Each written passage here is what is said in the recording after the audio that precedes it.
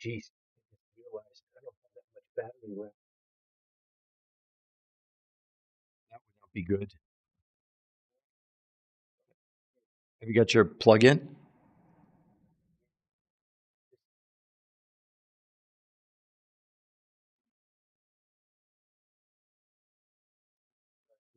of a gun.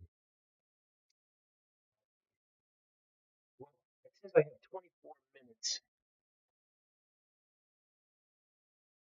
Don't you have your charger? I don't have my I have it at my office, Peter. All right, well, I guess we'll have to try and do this in 24 minutes then. Well, let's see what we can get done in 24 minutes. Yeah, Okay. let's if whenever you're ready, I'd say let's go for it. You'll let us know.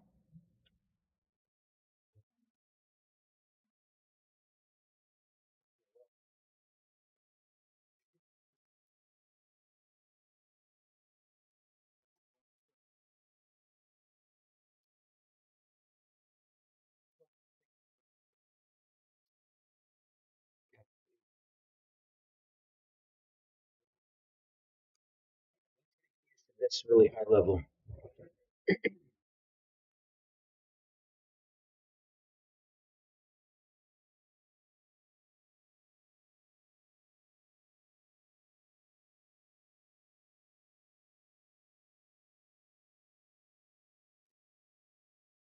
He's just setting everything up for you. Now we're going live in about 2 seconds.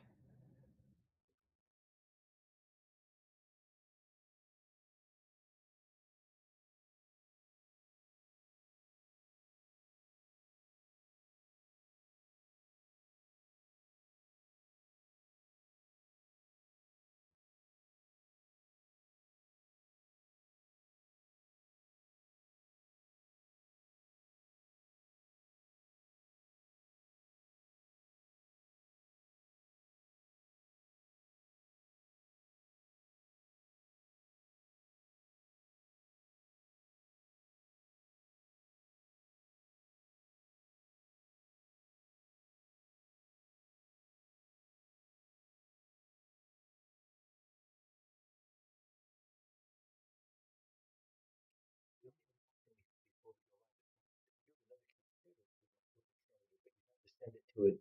There's a link to a different email. I can give that to you. My Google, my Gmail.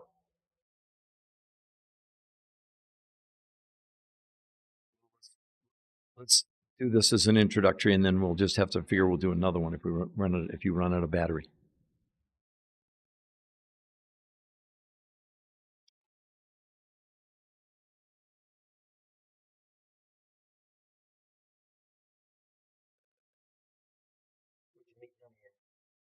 On me. Okay, I think we're live now. Okay. Well, welcome everyone to the New Health Conversation podcast. I'm really honored and excited this morning to welcome on arguably the world's greatest nutritional researcher for more than 38 years. He has done over, I believe, he'll correct me if I'm wrong, but I believe over 150 studies pretty much on every diet out there. What we want to really address in this first podcast today, although we have limited time because his battery's running out, so we'll make the best of it, right? But effectively, what I want to do is I've had tremendous amounts of feedback on TikTok, and there's so much misinformation, what we call literally the dog water, with some of the bigger things being that peer-reviewed human trial studies, for somehow they're not reliable, that they're skewed because of the people that fund them. So first and foremost, welcome Dr. Arciero, but let's address that first because I think that hinges everything. You now have 7 new published peer-reviewed human trial studies that, in your mind, you'd never recommend any form of traditional diet again based on the science of these studies. So let's just address that first, because without that piece, I don't think then the rest of it's not going to mean anything to the casual viewer. So let's address that right away, this whole myth around peer-reviewed human trial studies and they're not reliable because they're funded, et cetera. And we know it's nonsense, but I want to hear it from you. Ladies and gentlemen, this is live. This is like the real researcher. This is like the person who did the studies. This isn't somebody giving you an opinion like the rest of the people that I see on TikTok. With all due respect, medical doctors, chiropractors, dietitians, nutritionists, workout people, etc., giving you opinions. I've never seen one shred of medical evidence. So take it from there, Dr. Arciero. Welcome. Peter, thanks for having me. This is a really fun opportunity for all of you to be on here right now. Just one point of clarification. I haven't studied 150 diets, but there's probably more than 150 diets out there that my protein pacing nutritional fasting has been compared to. Um, and we usually choose the top of, creme de la creme, as they say, the top of the heap of what are considered to be the most effective. And that's what I compare my dietary interventions to. So I think that is good enough when you take the best of the heap. Um, yeah, when it comes to peer reviewed, there's different levels of scientific impact and validation.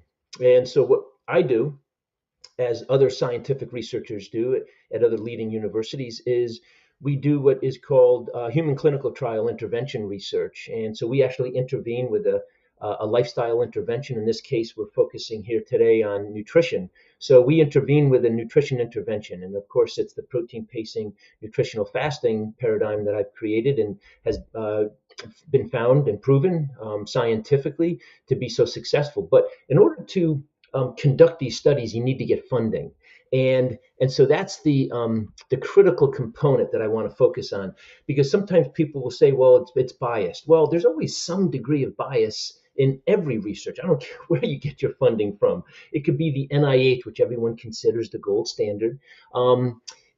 There's always going to be bias, and so for someone to be so naive to think that private industry funding is any more tainted than NIH is just inaccurate, and I'm saying that live on TikTok.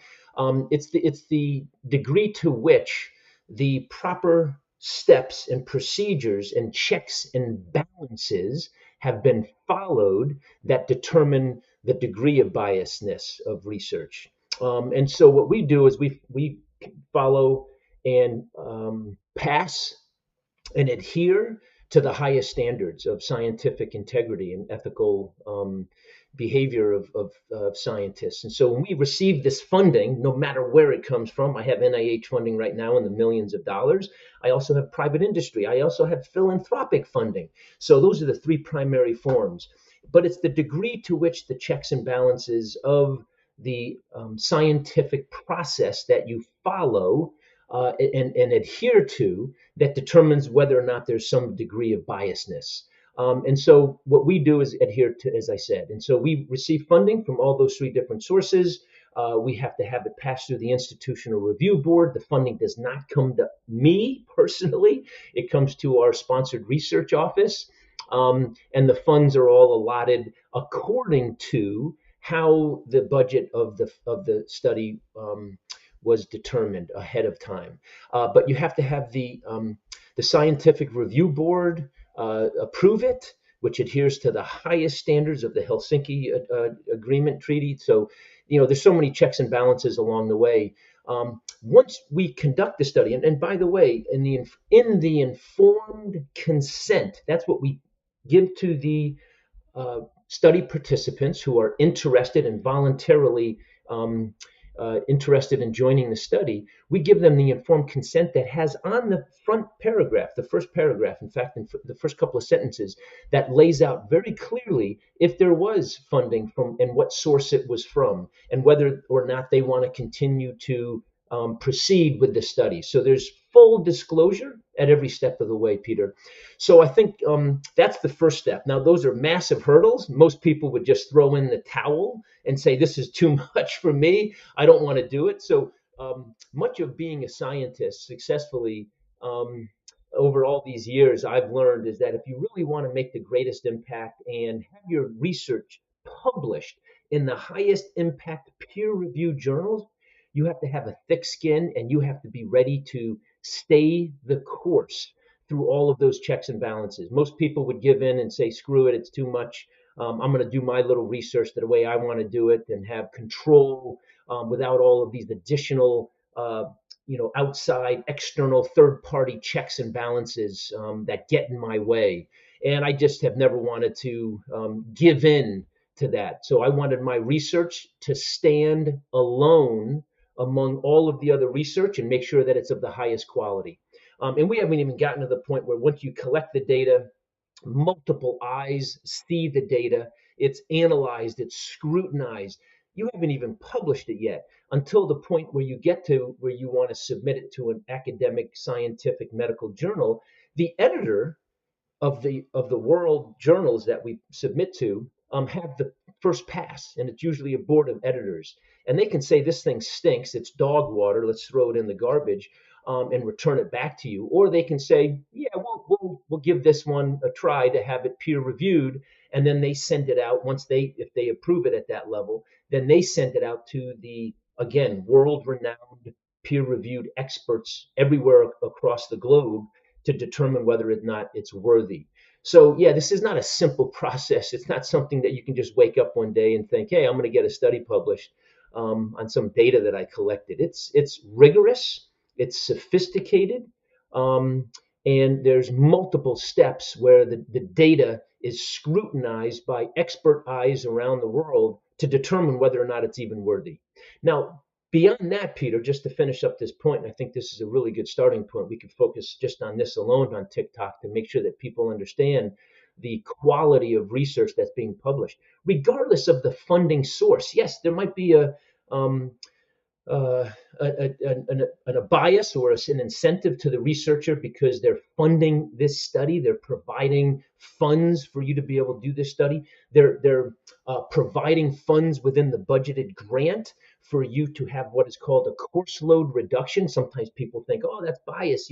This faculty member, got to take care of one of their courses they have to teach to do this study. Well, of course. I mean, how else would the study get done if we didn't? Or if there's an availability of summer uh, compensation. So, for example, I'm on a 9-month appointment. So here's a perfect example. I would build into the grant 3 months of study compensation. Again, people would say, well, are you getting paid for the study? I'm getting paid to do the work of the study. And guess what? That's no different if it was NIH, if it was private industry, or it was philanthropic. So we have to get beyond this misconception, misinformation that people have when faculty are receiving funds to the university that are then distributed to them for the work that we do, not paid in excess of what our salary cap would be at the university. In some cases, you can get additional pay. It's usually not through private industry. So I just want to dispel that total misconception. There's one last thing I want to talk about. It's the first right of refusal. There is some research that gets funded by private industry where the private industry funding organization can determine after the data has been collected and they've looked at it and they've scrutinized it. And if it doesn't fit their narrative of favorably showing a result for their products, they can say, you're not allowed to publish this. Well, here's something very important, Peter. I've never conducted a study where the grant agency has had the first right of refusal, where I've collected the data. In most cases, I don't allow them to even see the data because it's my data. I'm the professional scientist here.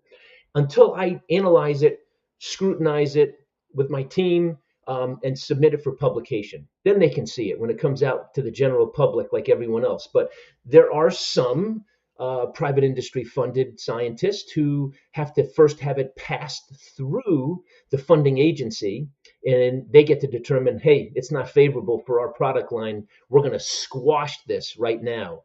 To me, that's second-rate science. I believe that if the scientist has been given and granted the funding and the intellectual creativity to do the research, they should be able to carry it through to full execution of publication. So I think that puts to rest Yeah, any questions that people might I have. actually learned some things I didn't know. So that was, that's been a question that I've gotten, et cetera.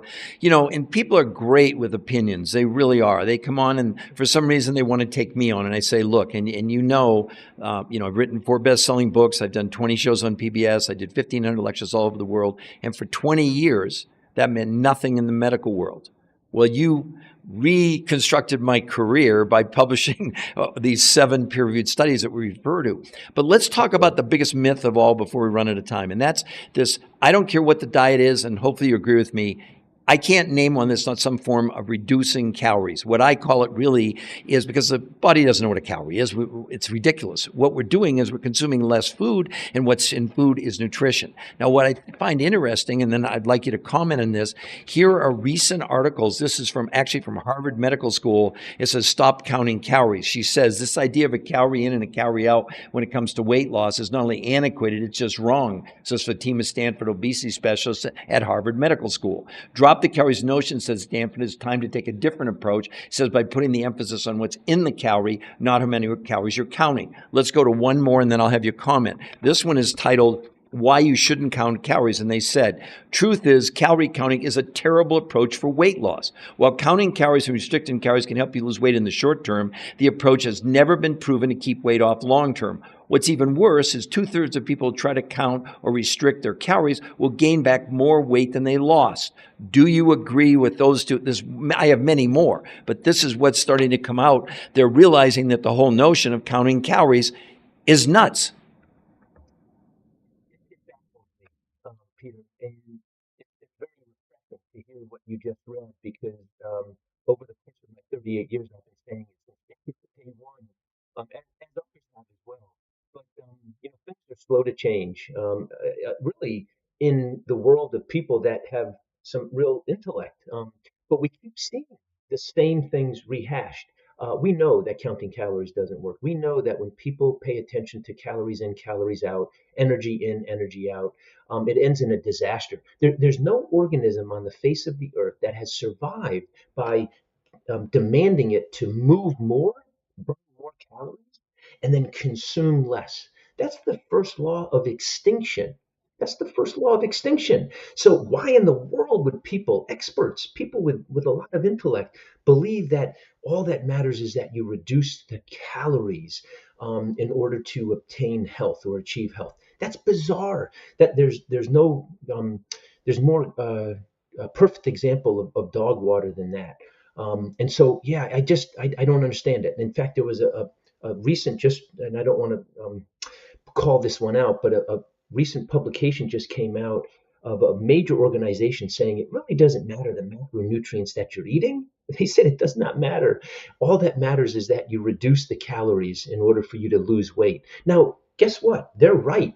You can lose weight. We've talked about this. So listen, if you want to lose weight, eat McDonald's, eat Dunkin' Donuts, eat Mars bars and Snickers bars, and listen, drink the soda that you want, but just keep the calories low. You're going to lose weight. I tell people this all the time. You can lose weight eating literally anything. Does that equate with health? Well, obviously not. But that's where the experts that do claim that, so-called experts, I'm going to call them, miss the bullseye by a large degree. In fact, they're shooting at a bullseye on a completely different field, archery field, is what I say. We need to get out of that total misinformation, misguided dogma that we think that just by lowering calories, regardless of what type it is going to result in favorable, healthy change. It's not. So, yeah, there's not much more I want to say on this. But I want to say more. Okay. So one of the big trends now is this time restricted eating where you don't eat for 16 hours and you eat for 8, code word lowering calories. Okay. But now this is a study, the Journal of the American. Pay no attention to the quality. Right. Exactly. Okay. So now let's Journal of the American Medical Association, certainly one of the most esteemed medical journals in the world. They did a 3-month study on time restricted eating. Here's what they said.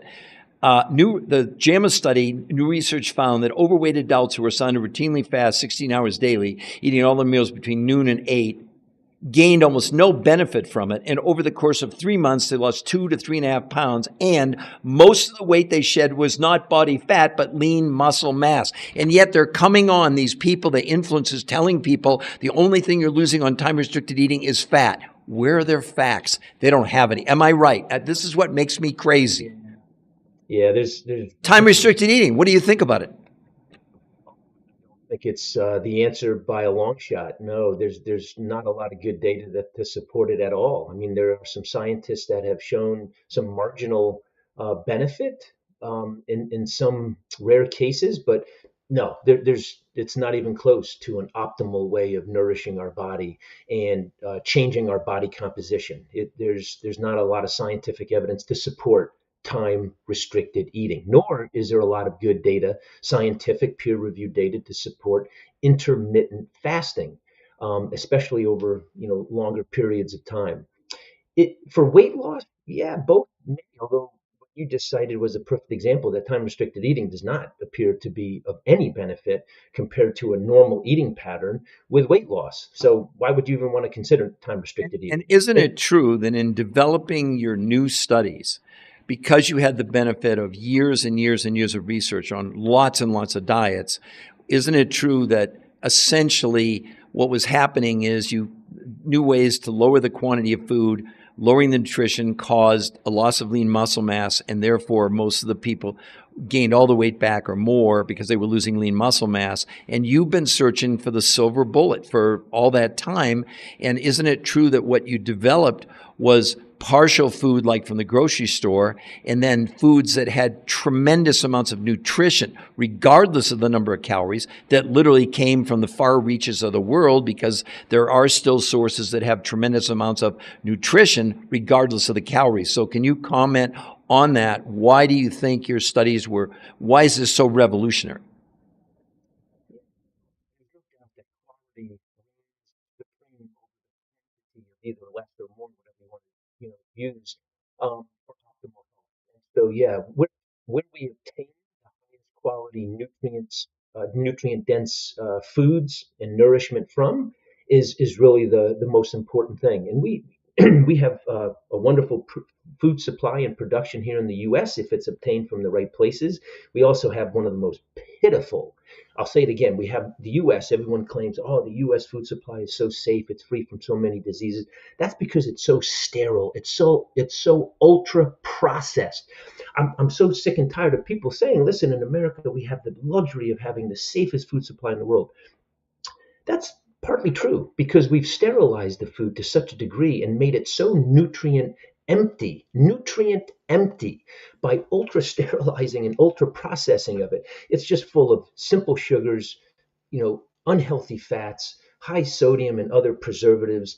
We're doing such a disservice, and for people to continue to promote that propaganda and that dogma. So we need to reach and search out to the farthest reaches of the world where they're doing it the right way still, and they're obtaining the highest quality nutrients and incorporate it into our um, normal dietary intake as much as possible. So yes, I'm a firm believer that yes, while we do have some of the highest quality pockets of optimal nourishment here in the United States, I'll speak to specifically to there, we are inundated with the highest volume of ultra processed food in the world at the same time. So that's the paradox that the US presents. Yes, you can obtain really high quality food, but you got to search it out, you got to pay for it, or you can just be surrounded by this gluttony of the most high volume of ultra processed, non nutrient dense food in the world.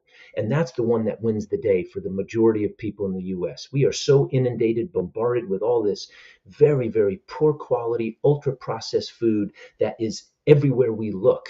And so for people to think that, oh, it's easy to eat healthy in the United States and in some of these other countries that are of similar types as the US, it's not at all. It's very challenging. So do you need a combination of being a real sleuth to go out and find these very high quality, nutrient dense foods that we have available to us? Yes, you need to be a real sleuth. And, there are ways that we can help people do that, of course. I research studies, we provide these avenues. But then you also need to supplement with these other very high quality foods from these other sources that are obtained in a lot of cases, Peter, from outside of the US. To before we run out of time, I want to quote people. Oh, now they can read it. New England Journal of Medicine, arguably one of the greatest medical journals in the world, did a 12-month study on lowering calories. One group of people, the other group of people, they put them on time-restricted eating. This is right from the study I'm reading. I don't give people opinions. So in a year's time, people lost by lowering calories 16 pounds in a year. By doing time-restricted eating, it was 12.6 pounds in a year. And right in the study, as all these studies say, both the time-restricted eating and daily caloric restriction diets led to the loss of lean muscle mass. In your studies, 40%. right, men and women who you didn't allow to exercise, they lost 16 pounds in a month. They gained 6 to 9% lean muscle mass, but that was only the tip of the iceberg. They lowered blood pressure, blood sugar, cholesterol, triglycerides. Inflammation came down for the first time. Hunger came down 41%. And in 8 weeks, they reduced visceral fat by 33%. Could you just let everyone know this is real? Were you and your fellow scientists completely shocked at these? Because you had done blood, stool, urine, fat analysis over the course of the years on all the other diets you looked at. Had you ever seen anything? Have you ever seen anything that resembled these results? No, I mean, it was startling. I remember when my team came into me the first time with some of the data, and I just said, you're going to have to go back and reanalyze this. I'm not quite sure we can, uh, publish something like this. It's beyond kind of human physiology, for them to have these results. I really mean that. And so, yeah, we went back and re-examined the data again. And what it came down to was this, Peter. We fell on what now has been shown repeatedly to be the path and the method to optimize human health at the highest level through nutritional intake. And I say that unabashedly.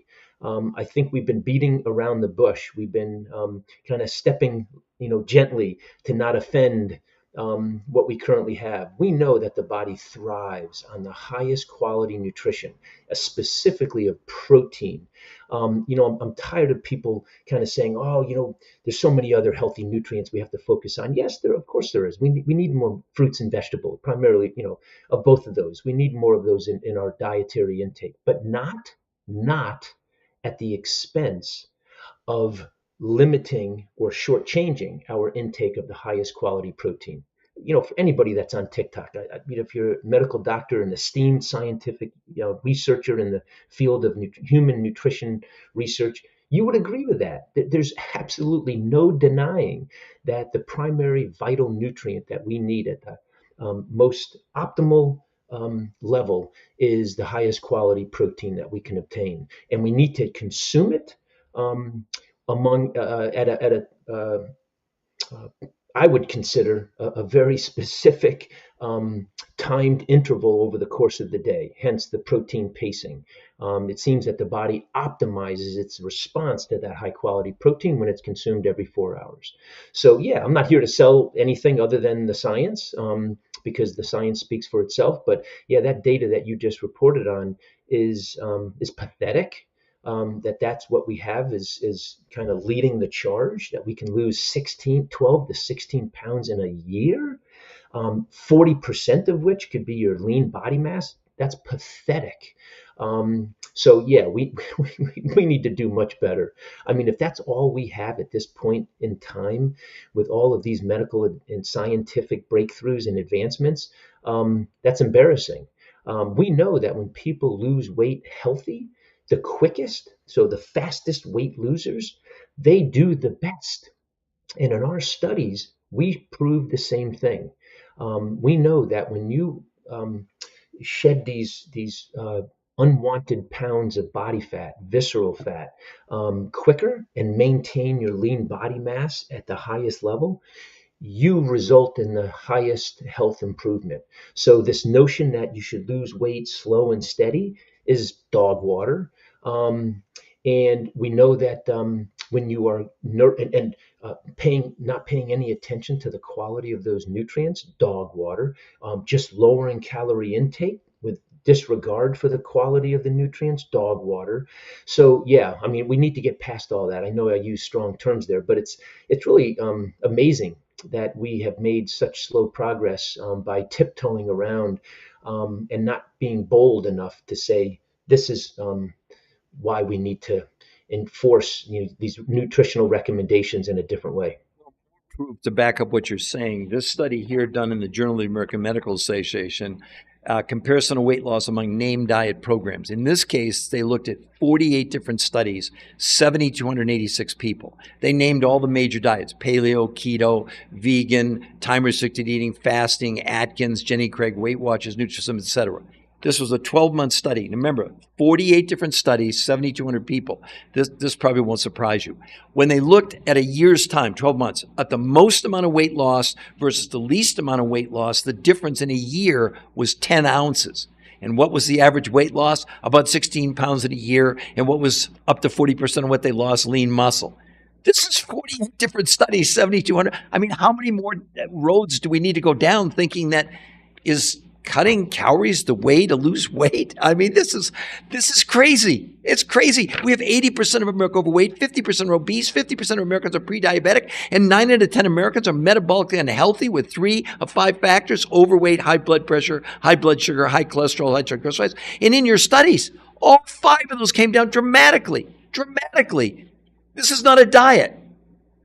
Yeah, it just reminds me of, we have such great data that comes out of some of these blue zone studies. And if you look at the areas of the world where the blue zones are located, um, it's not about just reducing calories. I mean, that's just so naive, to think that that's why they're living optimally. It's the quality of their nourishment. If you look at the quality of the nutrition that they're consuming. Now, there's other factors, of course: the community, the socialization, the intergenerational, multi-generational life that they live, its mood state, its physical activity. But at the root core, I would say at the root core, is the quality of the nourishment that they're consuming. And in all cases, I know that they talk about, some groups have different types of macronutrients that are emphasized, but it's still the quality that is at the highest level.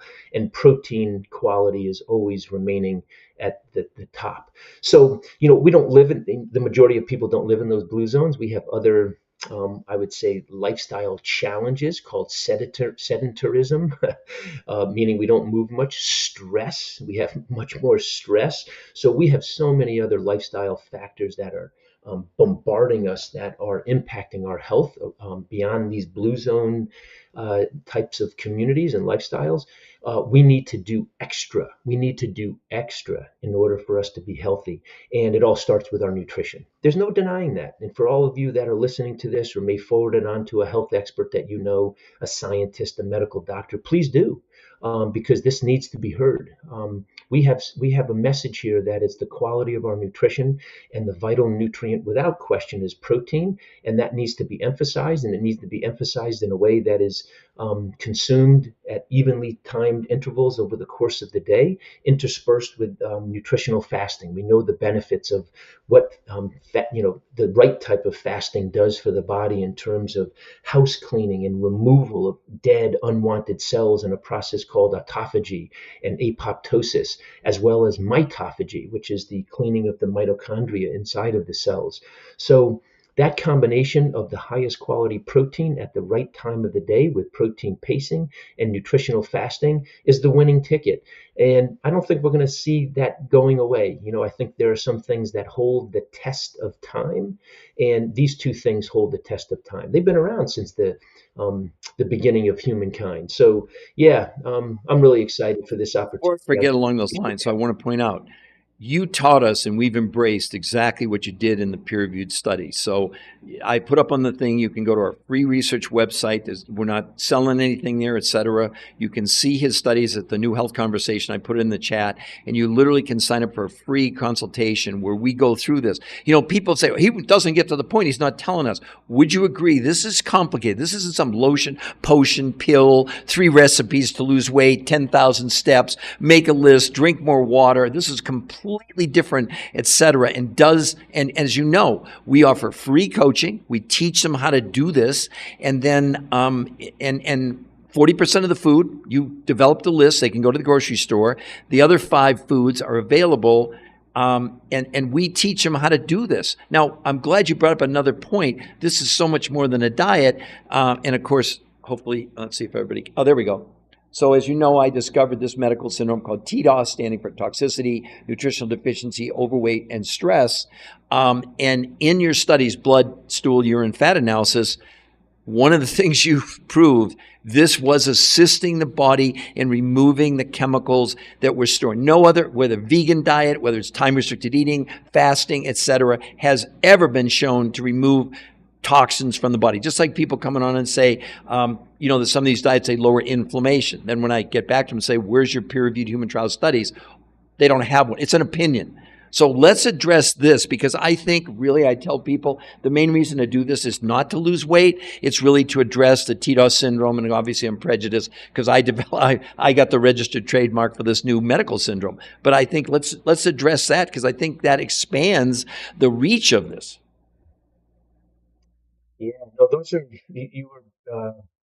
I'll give you some praise, shower you with some praise. Yeah, the TDOT is definitely where we continue to exist as a population, as a culture. We're exposed to massive amounts of toxicity, resulting in massive amounts of deficiency. And the deficiency also results, as what I've already said, we consume the highest amount, the highest volume of uh, empty calories, ultra processed food, leading to what we currently have, and that's the obesity epidemic. And stress is a major factor. So yes, all four of those. We've addressed all four of those in our research studies. So we quantified, literally quantified toxicity in the body in our research studies and showed that it drastically changed for the better. We addressed deficiency. We measure all different types of nutritional states in our research. We observe that in the blood, of course. So when we quantify changes that are occurring in the blood, we can assess for deficiency.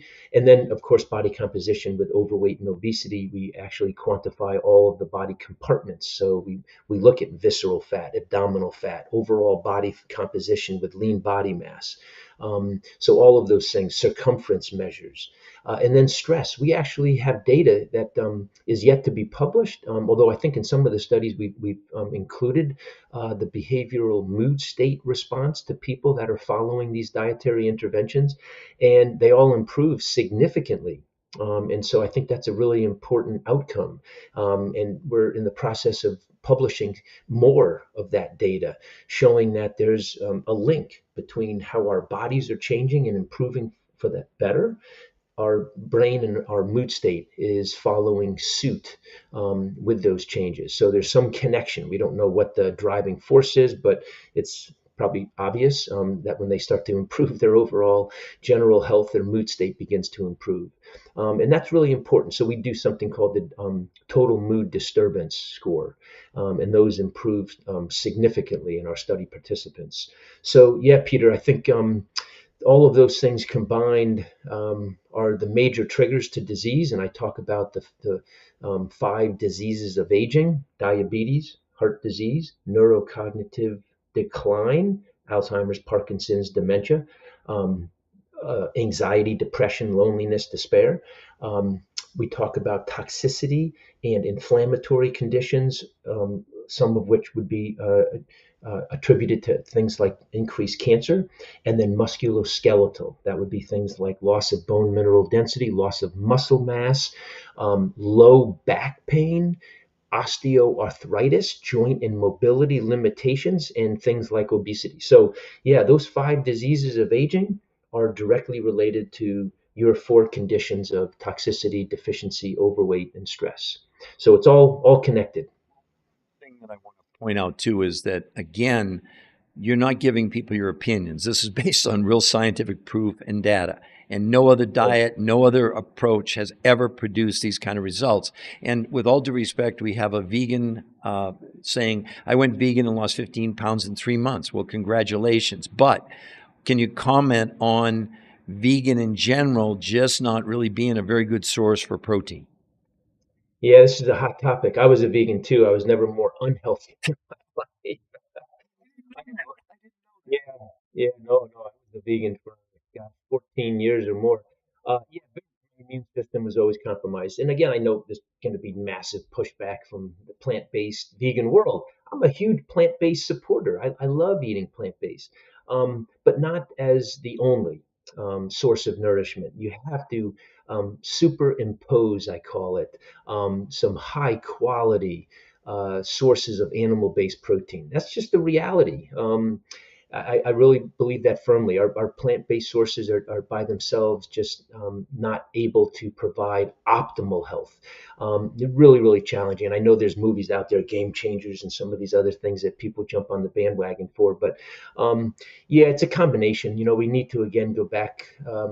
And just look at the scientific evidence to see this. But again, I'm not bashing plant-based. I'm a huge plant-based supporter, but to live with absolute absence of any high-quality, optimal amino acid profile sources of protein derived from animal-based sources, you're really compromising your body's ability to obtain optimal health and performance, whether it's cognitive performance or physical performance. So I think the data is there to support that at a very high level. In fact, I have my nutrition science students at my university read a peer-reviewed published research study that shows that disturbance scores, things like anxiety and depression and other psychological uh, mood state disorders are higher among students that eat less protein. So, especially animal-based protein. And I know, there's always going to be, especially at that level, where young boys and girls are experimenting. They're out of their house and they're wanting to adopt, their own way of living. Many of them, as they come into university level, choose to eat more plant, vegan based. And I just think it's my duty to let them know that some of the scientific evidence doesn't support that, especially with all the other stress that they're encountering. And so, yeah, I feel pretty strongly about that. Again, protein, vital nutrient for our body, not just our muscles, but our vital organs, especially our brain.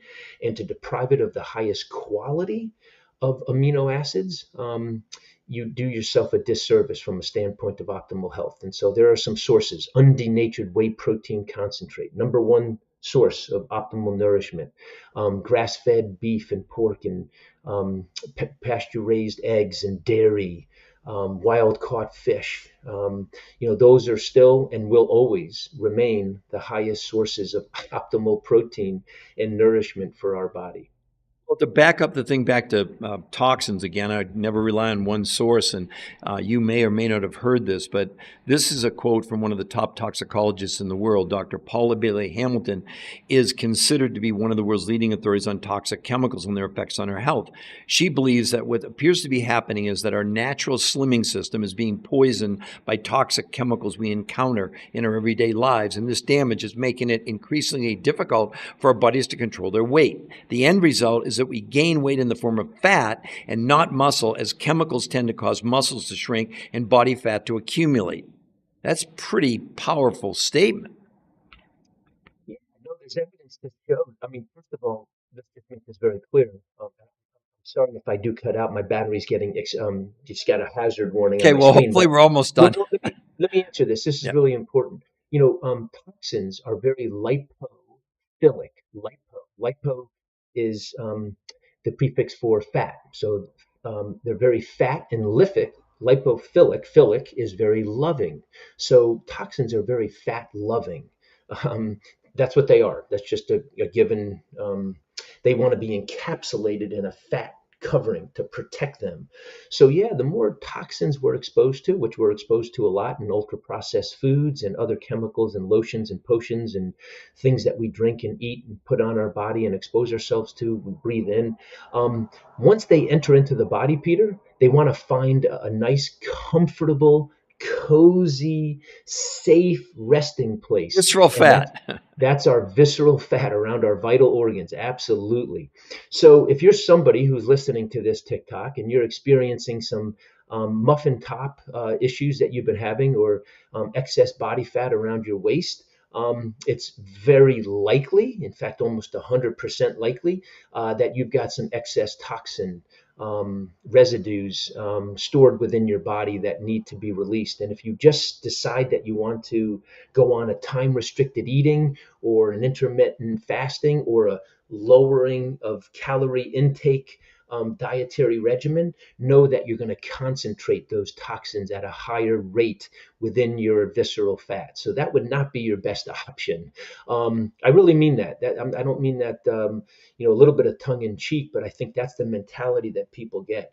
You have people have excess body fat, especially around our midsection, because of toxin levels, and just by lowering calories will not get rid of them. You'll in fact concentrate them more because you will be storing those fats in higher in So the when they're same making levels, the if claim not on time more. restricted eating that the only thing you're losing is fat, it's completely preposterous. That's not what's happening at all. There's no evidence to support that. So in closing, before we do run out of time, None. so what would be your message after 38 years now to the world to give them real hope that the studies, and you have nothing to do with the foods that were supplied, et cetera. You did have a great deal to do with the technique of how they consume the food. Is it true you would never recommend any form of a traditional diet ever again based strictly on this scientific proof? Is that fair to say in closing? Scientist and a professional, we have to be very careful with what we use in terms of words and the strength of our words. But I can say unequivocally, I would never recommend another dietary strategy, weight loss, gimmick of any type other than what we've been discussing here today, and that is the protein pacing and nutritional fasting. I would never recommend anything other than those two strategies to help the world, not just specific individuals, but the world obtain optimal health and performance. Yeah, cognitive and physical performance. Peter, those are strong words. I'm a scientist.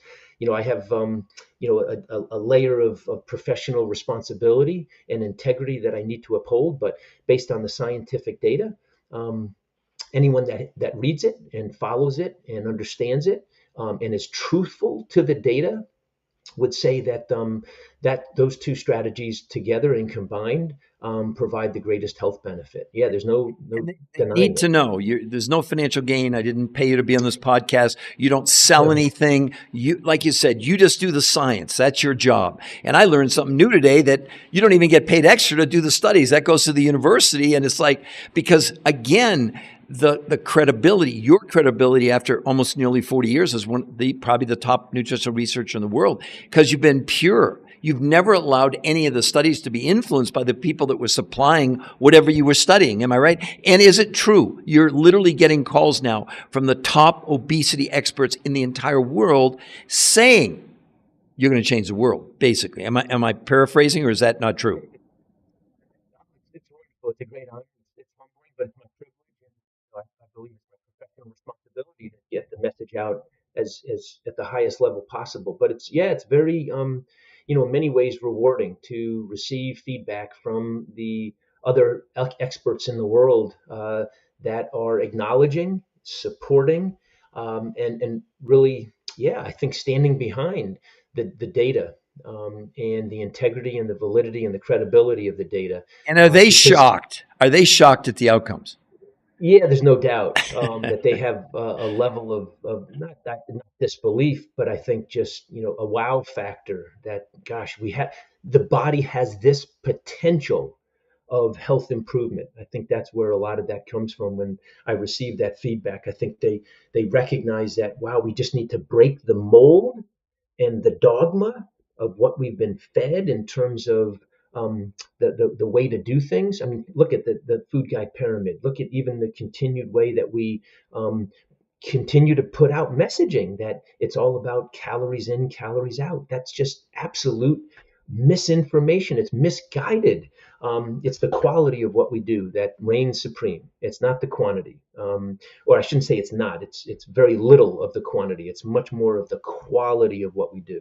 So yeah, it's very reassuring, Peter. And listen, I love this platform that you've provided me the opportunity to be on and share this message. And I think we just need to be more clear, deliberate and intentional with our messaging because too often people, like I said, they kind of dance around putting forth the direct message for the general public to follow. And I think we've been very straightforward, very honest, and truthful. And if people take this to heart and begin to incorporate this into their daily lifestyle, I think they're going to begin to see the world of opportunity for them to change their health and those around them. So this was wonderful. Thank you. I basically call it, if you agree with this or not, you don't have to, but I call it what you've discovered is a quality of life system that touches so many parts of our life. I didn't even understand about the mood and all that things you shared with us today, but it's not a diet. It's really we're finally on a journey. I've always said that every diet is a destination. I'm going to lose weight for a wedding. I need to get in my skinny jeans. It's summertime. It's wintertime, whatever. Where this is truly, truly a journey, but it's based on a quality of life system that touches way more than just fitting in your skinny jeans, way more than the number on the scale. And so in closing, is that a good description of what you have now discovered that you looked for, you and your colleagues, for 38 years? That's a beautiful way to put it. It's not a destination; it's a journey. We're all on a journey, and so yeah, I think when you look at the most successful performers in the world, and we happen to be at a time right now, depending upon when you watch this, the Olympics are going on. But yeah, the most successful ones talk about that. It's all a process, even getting to where they are at this. And so yeah, with each person in their own life, no matter where they are and what their journey is. This is all a journey, and it's a journey to self improvement, health improvement, and the quality of life improvement. Yeah, it's not a destination. That destination concept and mindset is less than when you really look at it. It's a less than type of mindset when you're looking to that destination. You want to have goals on your journey, but know that those are stepping stones to get you to the next one. So yeah, I think that's really well articulated, that this is a quality of life journey, and the whole package of what we've talked about today focused primarily on the nutritional component, but there's also a movement component that I've created as well that we didn't talk about. But yeah, I think for the majority of people, focusing on your nourishment first and foremost to influence the quality of your health is going to make the biggest impact. Not the amount of exercise. Yeah. It sounds like you would endorse my movement, the New Health Conversation, because don't we really need one? And you kind of have found it. We do need a new one. Yeah, we definitely do. We need some new voices. We've had some of the old, I don't want to say old timers, but the outdated camp continuing to perpetuate these archaic, outdated, unsubstantiated ways of doing things, and we need a new way of envisioning this. And this is not to downplay the social determinants of health and the complexity of um, health, and especially obesity. They always talk about obesity being so multi factorial. It is, yes, of course, but let's be truthful. Let's peel away the layers of that onion there for a second. At the root cause, um, it's nourishment, and it's how you nourish your body. Let's not sugarcoat it. Yes, it's multifactorial. There's so many components of, as I said, society and culture that impact it. But ultimately, at the very core of that onion, it's the quality of your nourishment. There's no denying it. And And I so say this, I don't want to disparage anybody on social media. I believe they're telling you what they believe in thinking that that's the way to help you. But if they're not aware of this new breakthrough scientific evaluations, peer-reviewed human trial studies you did, then obviously that's what they're going to tell people. I don't fault them. All I'm saying is, look, the world's not flat, everyone. The world is actually round, and you're Christopher Columbus, and you sailed out and came back. Because what you're talking about is completely contrary to everything that I see on social media. The dogma is the only way to lose weight, cut 300 calories a day. Never have I ever heard him talk about what's in the calorie. That's why I think we're in violent agreement. yeah, we definitely are. Well, there's obviously much more we can I say know about we'll all do, of this. hopefully you'll agree to do more podcasts with me, because I know we just barely scratch the surface at this point, but you know, And I'm sure we ruffled a lot of feathers, and yeah, people have the opportunity to go back and look at the data. And there's always going to be different tiers of data. There's meta-analyses, which I know people place a lot of stock in, and those are very high quality. And if they're done right, they would be considered one of the highest qualities of scientific peer-reviewed research. But the human clinical trials, and I've gotten criticized or challenged that my numbers of study participants is somewhat low. And I tell them, well, these studies are not cheap. They're expensive, and not just from a monetary sponsor funding standpoint, but from a time, human resource standpoint.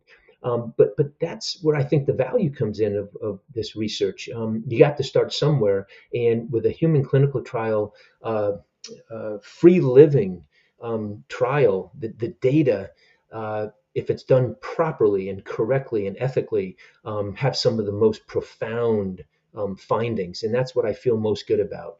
And so, yeah, and the publications and where they've been published speak for itself, speak for themselves. I mean, when you look at the data also and the where they've been published. publications won't publish your study if it doesn't meet their criteria. You have to have a certain amount of people, et cetera.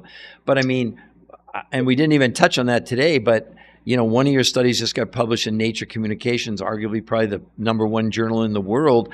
Their scrutiny is above reproach. So they thought you had enough people. They thought you did, right? I mean, they're the world's authority, and they thought you did good. So these people giving you their opinion, you didn't have enough people. Maybe they want to check with Nature Communications. What do you think? Yeah, for sure. But there are going to be some critics and some naysayers, and they're always searching for that I don't know what to call it, but that perfect, human clinical trial study. I don't know if there is such a thing.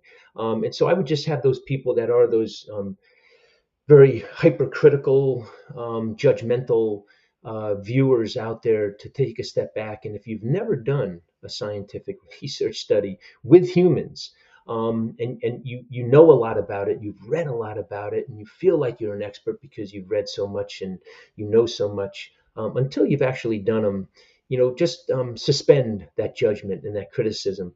They take an inordinate amount of time, energy, resources, and they go through so much scrutiny. But what we do have available, the available human clinical trial data that we have on the protein pacing nutritional fasting stands alone.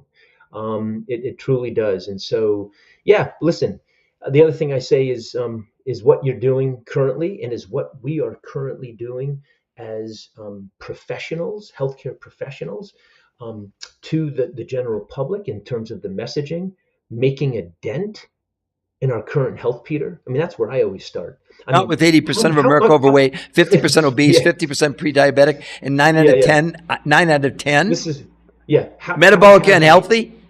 how have we improved with the current messaging that's coming across the airways among health professionals, among um, uh, influencers and pundits of so-called experts? How well are we doing? How much of an impact is this making on the improvement of the health? Boy, if you're looking at the data, it's going in the opposite direction. Does something need to change? 100%. I think it's the Um, new health conversation. I'm just I prejudiced, think of it's the new course. health conversation. But Yeah. Hey, listen, if nothing else, you're not going to get worse. So why not give it a shot? It's nothing in it I, that can hurt you. But the yeah, other, there's nothing that's going to hurt. the other thing that I think is really fundamental to this whole, discussion is, like, I got into it last week with this person giving me an opinion about a certain diet, and these two doctors gave their opinion about lowering inflammation, et cetera. Well, I came back and said, please show me the peer-reviewed human trial studies.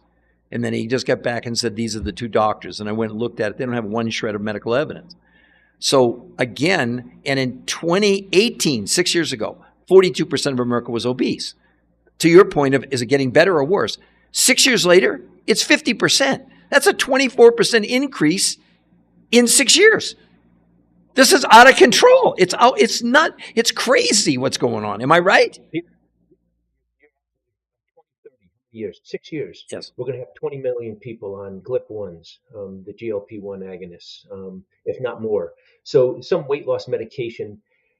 Yeah, I mean, yeah, do the math, see the statistics, see the trends. And by the way, I point at this out often. Over the last 4 to 5 decades, protein intake among the general U.S. population. I say this, and people all said, "Oh, we're eating too much." Well, actually, it's been going down. So you tell me, where we're missing the bullseye in achieving optimal health. Yeah, we're just being misguided, misled, misinformed, and so um, Back to one other point to make sure we cover it. See, these people come on and they accuse me, well, he doesn't really explain it, like on TikTok or on social media that, you know, what you did, it's complicated.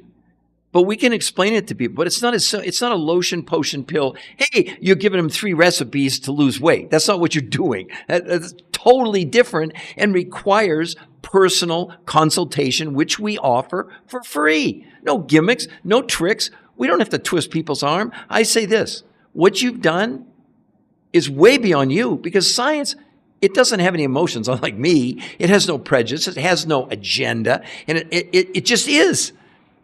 Right? I mean, that's what we're talking about. This is real science. This isn't your opinion, right? I that's mean, right. No, it's not my opinion. No, that wouldn't get me too far. Yeah, opinions. Everyone has one, like exactly. everything else that we have. Yeah, right. So, we all have many, in some cases, many opinions. Yeah, no, that wouldn't be worthwhile. That wouldn't be beneficial. If we just stood here and talked about an opinion or an interpretation. That's another thing that's They're really doing important. I interpretations. think, They're giving you yeah, opinions on an interpretation, but yeah, no data. It's not, you didn't study mice or rats. Nothing against mice or rats. It wasn't in a yeah, but they're petri not dish. humans. Yeah, they're not Exactly. humans. Yeah, That's why a yeah, they're not human petri trial dishes. is Yeah. so important. Yeah, absolutely. It's a free living human clinical trial, right? It wasn't a controlled environment in a metabolic ward or general Which is clinical even more research setting, which impressive. is which is great research, yeah. But when you've got these people in a free living environment, that makes it transferable, replicatable, repeatable, yeah, practical, realistic, naturalistic. I think that's where the rubber meets the road, and that's what I feel most good about in terms of the messaging and the opportunity here for the people that are listening to this to benefit from. So, yeah, I think this has been wonderful, and yeah, this is all really important for people that might be on here looking for an opportunity to change their health and their trajectory of health. And uh, like we said You earlier, said that you've chased the silver bullet for weight loss and health for 38 years, and you feel like not only have you found it, but you now have the irrefutable medical proof that this is going to change people's lives. Like there's nothing else out there currently that's ever produced results like this. Period. End of the story. I've not seen them. I've not seen the results, and I stay fairly current on the scientific literature. You have some of those within your possession right here in this. You sent me Some of some these of them. yeah, yeah, exactly. Some of these premier journals in the world. Um, and again, we have our data published in Nature Communications. We have our data published in Obesity Journal. We have our data published in Nutrition Journal. We have our data published in Frontiers in Physiology, Frontiers in Nutrition. I mean, I could go on, blah blah blah. The data is there for everyone in the world to see and to know and to have confidence that these publications are not just some hodunk, small little run of the mill journal. I mean, these are in peer reviewed, high impact scientific journals. So the data is there. The opportunity is for all these people to benefit from. Again, that my skin in the game is my science and just the messaging of wanting to get it out to a greater audience. I don't benefit financially from what you have to offer these people. I serve on advisory boards, so I fully disclose. I'm on advisory boards of nutrition and health companies, and I seem to be invited to join more. And that's, people sometimes say, "Oh, well, that's a bias." Yeah, of course it is. It's a bias as a result of my, expertise, accomplishment. Uh, yeah, the success that I've had as a scientist. And so I guess, the more advisory boards you're on, you can look at it as more of of a bias, but it's also a sign that you have something potentially beneficial and worthwhile and of value to offer those that are in the decision making in healthcare. And so that's the way I view it. And so, it goes hand in hand with the success that you've had as a independent third party scientist to be invited and to be now on more advisory boards. But you have a professional obligation to always maintain your third party independence. And that's what I have the ability to do. So, yeah, people can look me up. They can see that I have these relationships and these advisory boards, but that's because of, as again, what I can provide from an experience standpoint. Can't thank you enough. I hope we can do more of these because I feel like we just barely scratched the surface today, and there's so much more that we could expand on. But my goodness, just thank you so much for your time. I know how busy you are. We feel really blessed that you graced us with your presence on the New Health Conversation podcast, and we'll look forward to doing Yeah. more with you in the future. So, and your battery lasted. I'm crazy. That's the best thing. It was meant to be. So, because people would have missed out on a lot of the information that we shared at the end. So, thanks for having me. You betcha. And I'd love to do it again. All right. Have a wonderful day, everyone. Bye-bye.